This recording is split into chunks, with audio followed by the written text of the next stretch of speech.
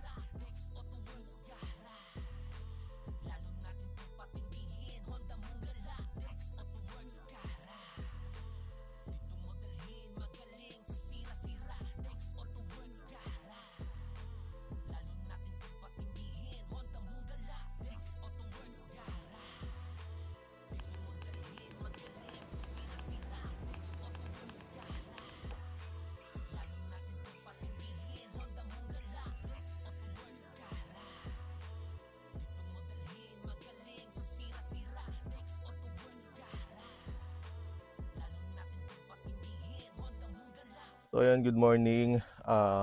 Re-release na dapat natin to ngayong umaga yung kotse ni Boss JC. So napansin kasi natin to, hindi gumagana yung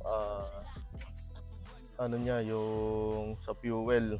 Lagi lang nasa baba, pero full tank naman yung tangke. So ito yung gauge niya. Lagi siya naka empty. So tiningnan natin, nag-testing muna tayo ng dalawang gauge. So wala pa rin. Ibig sabihin hindi dito yung sira, kasi pag ito yung kinabit ko, buo naman to, bumababa pa rin sa empty. Tapos nagpalit naman tayo sa likod ng yan, na floater.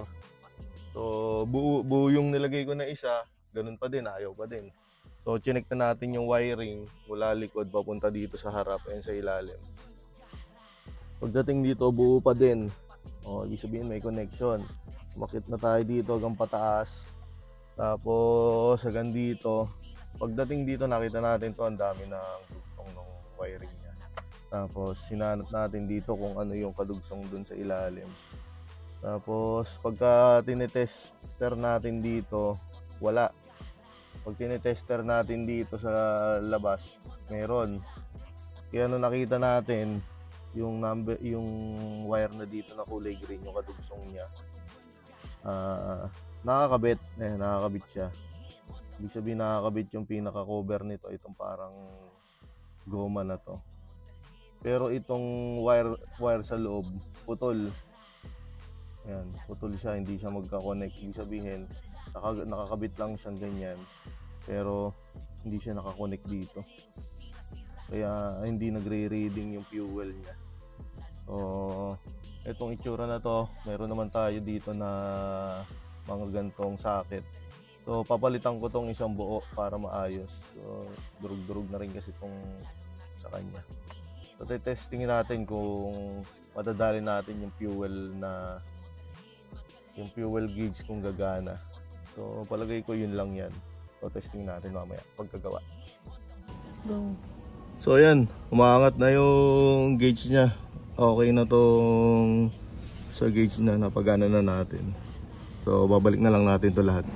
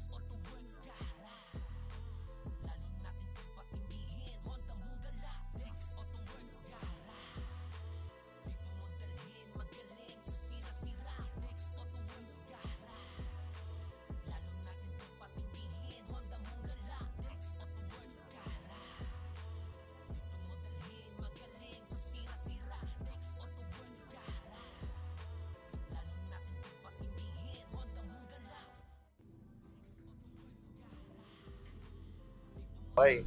So yun, nire-release na itong Honda Civic Bossing.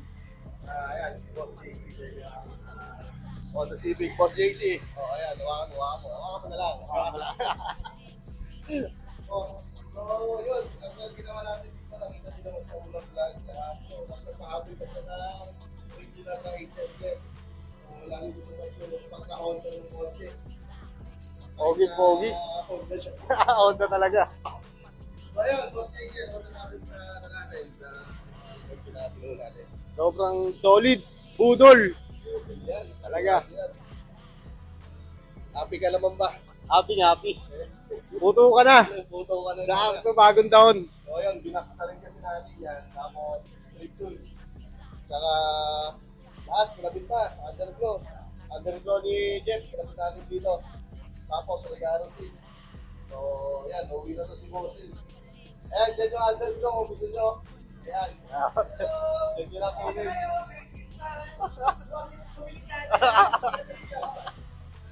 So, yun. Thank you, Bossing, ha. Thank you, salamat. Si Pare. Pare. Pare. Pare. Pare! Honda pa. Okay.